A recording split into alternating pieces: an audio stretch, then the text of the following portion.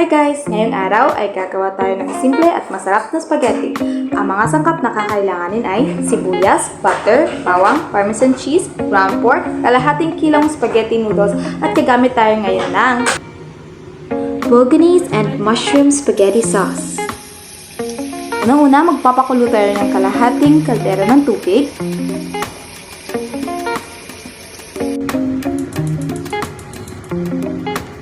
Maglagay na rin tayo ng 2 kalahating kutsaritang asin, 1/4 cup cooking oil,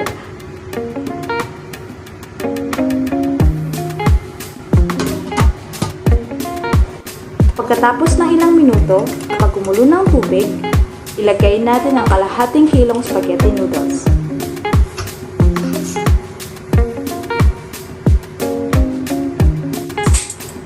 Siguraduhin nakalublob ang lahat ng spaghetti noodles upang balanse ang pagkaluto nito.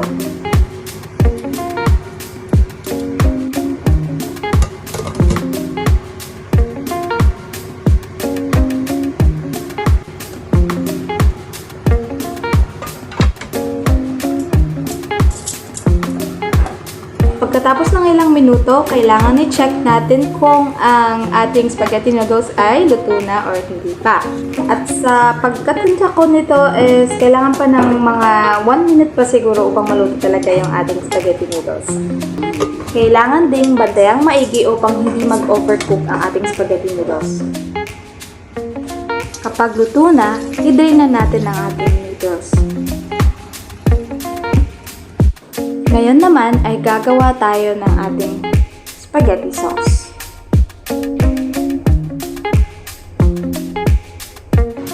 Una ay magmamelt tayo ng 1/4 size ng isang buong butter. 1/4 lang ha. Pagkatapos, ilalagay na din natin ang ating sibuyas.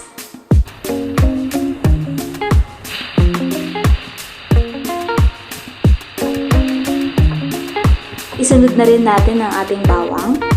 At pagkatapos nito, kapag lumabas ng amoy, ilalagay naman natin ang ating ground pork. Yung ground pork natin is marinated na siya sa asin at paminta. Yung ginamit ko palang ground pork ay 1 cup lang po. With 1/2 teaspoon salt and 1/2 teaspoon black pepper. Ngayon naman maglalagay tayo ng 1 kutsarang oyster sauce. At ilagay na rin natin ang ating bolognese and mushroom spaghetti sauce. Gagamit tayo ng 1 kalahating bote. Hilig kasi ang mga alaga ko ng saucy na spaghetti.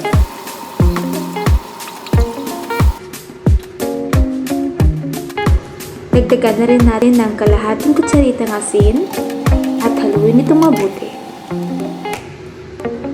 At it's time na sa paglagay ng ating spaghetti noodles. Tandaan, dapat ang noodles ay hindi lata dahil kapag hahaluin mo siya, madudurog at madudurog ang noodles nito. Pagkatapos itong haluin, siguro ibabad natin siya ng 1 minute lang sa pinakamababang apoy upang yung sauce at lasa ng sauce ay talagang manunod siya sa noodles.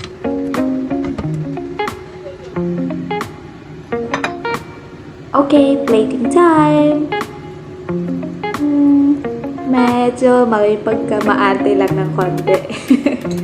Hindi. Gusto ko maganda yung presentation. At saka ilagay na din natin yung cheese.